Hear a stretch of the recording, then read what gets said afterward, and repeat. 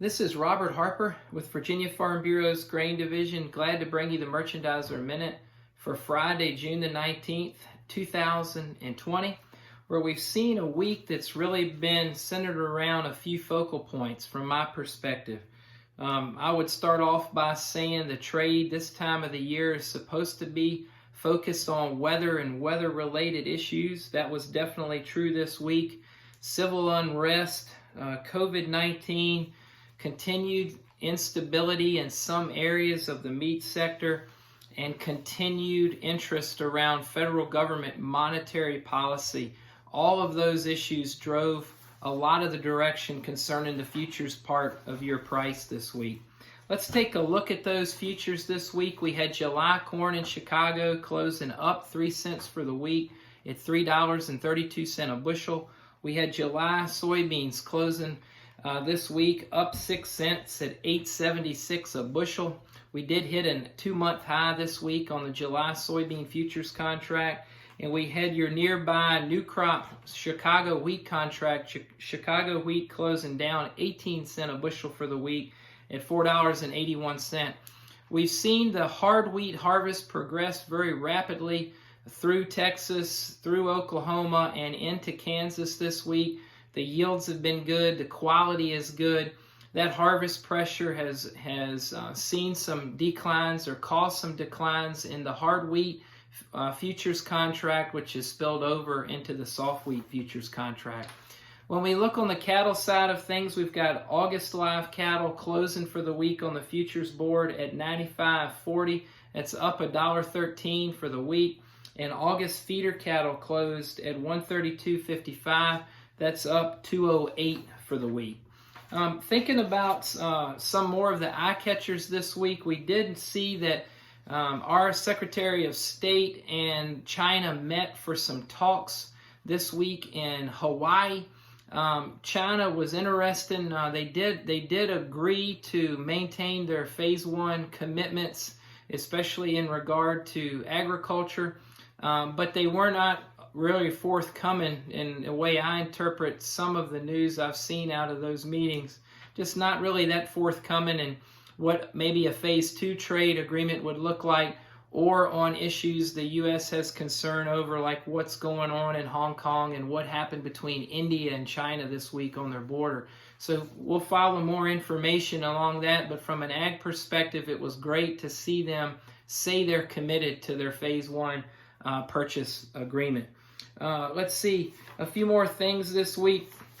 Eye-catching wise, we've seen a very slow start to the Virginia wheat harvest. We know we've got a lot of quality issues out there with this year's wheat crop, a lot in reference to the May 9th and May 10th frost events, and now wheat that is ready to be harvested in many parts of the state. We've had cool, cloudy weather, as you know, this week, and that's causing some damage to occur. That's been a topic of big conversation this week. The Commitment of Traders report, we'll get a new one this afternoon, but coming into this week, we saw that the speculator still has a very large short corn position, second largest in history. They also have a short wheat position, so they're telling us they think the prices are going to go lower before they go higher. At least they're betting on that. And we do see the managed money speculator coming into this week with a long bean position. We got on Monday National Oilseed Processors Association report showing that less soybeans were crushed in May in the United States than what was anticipated. That still didn't hurt beans from a price perspective, seeing that we were able to get the futures to a 2-month high this week. Big volatility in stocks. We can't talk about a review for this week without talking about volatility in the stock markets. We had some major down days this week, and we also saw again the Federal Reserve Bank, the central bank, step in and announce more monetary policy, saying they're going to buy more debt, and that did save, from that perspective, the futures indexes for the stock markets from continuing their downward decline. So again, we've got a lot of interest in the bubble that many economists say exists between the general economy and what the equity or the stock markets are doing. Look for more talk about that in the coming weeks. and also about how the Federal Central Bank, the Federal Reserve, seems to drive the ups and the downs in that market. Also, on a positive note, keep your eye on the Class 3 milk futures.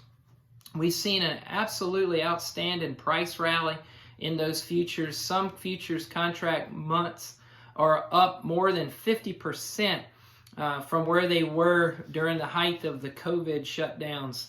So to keep your eye on that. Another highlight this week is we have seen old crop corn basis in the Eastern Corn Belt come back to pre-COVID levels, and that's positive for us even here in Virginia and how corn basis is set up. From the USDA perspective, we had below expectations this week for export inspections on corn. We had, as expected, vessels loading for beans and wheat this week. When we look at our export sales report, and by the way, we did see flash sales announcements for soybeans on Monday, but we didn't see any Tuesday, Wednesday, or Thursday, and I haven't come across any flash sales announcements today. That's negative, but the overall export report this week was above for wheat, way below for corn, and as expected for soybeans. We are going to be moving into next week watching the weather. We know there's some dryness in the Eastern Corn Belt. They are expecting rain Sunday through Wednesday. We'll see how that works out.